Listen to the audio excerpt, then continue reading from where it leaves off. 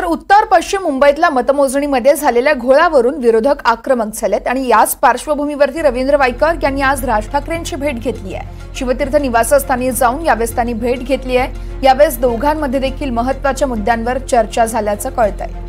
उत्तर पश्चिम मुंबईतील मतमोजणीत झालेल्या घोळावरून विरोधक आक्रमक झाले असतानाच एकीकडे आता रवींद्र वायकर यांनी राज ठाकरेंची भेट घेतल्याचं कळतंय। याच भेटीत विविध मुद्द्यांवर चर्चा देखील झाली आहे। राज ठाकरेंच्या शिवतीर्थ या निवासस्थानी जाऊन वायकर यांनी राज ठाकरेंची भेट घेतली आहे।